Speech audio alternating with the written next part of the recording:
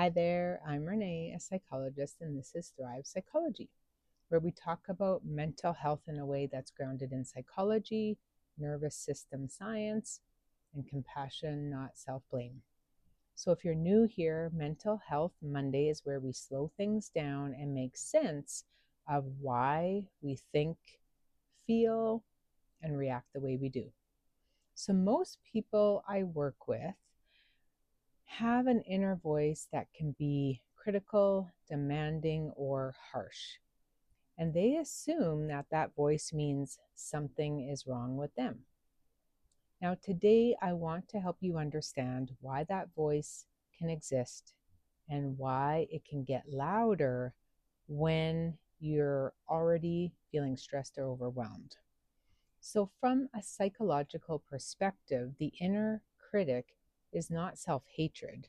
It's often understood as an internalized attachment strategy, a protective response shaped by early relational experiences, and or it's often understood as a way the brain has learned to prevent rejection, failure, or disconnection.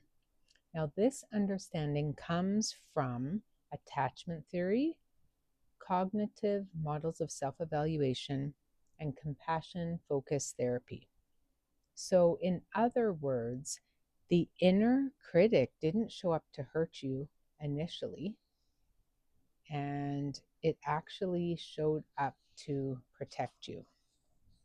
So, the inner critic often develops if you were in or if you are in environments where love or approval felt conditional, emotions were minimized or dismissed, mistakes carried consequences instead of being seen as a way of learning or as the human condition, so to speak.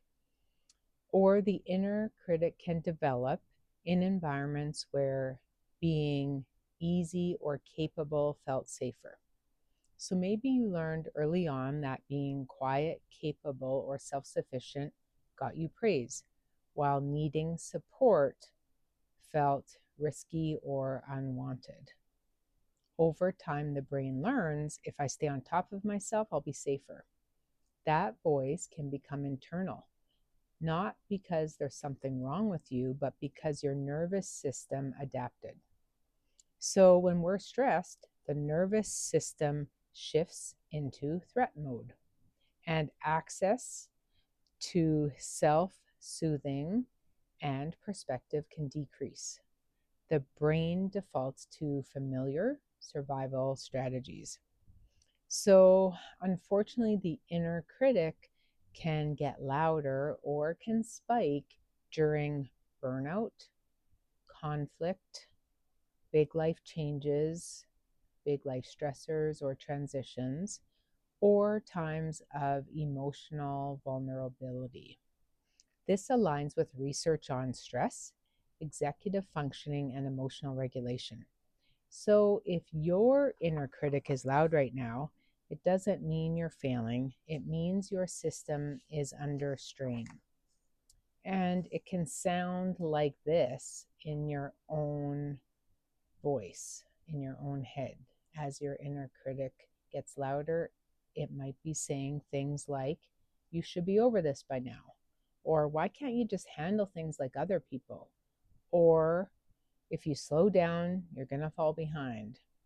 Or you're just too much.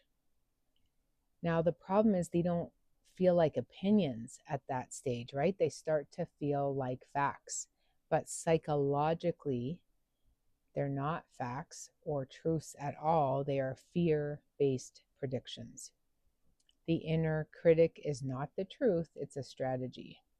Or, as Carl Rogers put it, who is a very famous historical psychologist, the curious paradox is that when I accept myself just as I am, I can change. So, on the next episode, I will walk you through how to respond to the inner critic without shaming it and without letting it get too loud or run your life. Now, if this resonates with you, I would love it if you would like, share, or subscribe so that others can find it.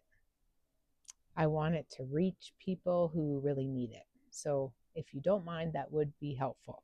Now, you're not weak for having an inner critic. You adapted, and you can adapt again. You got this. I will see you on Thursday.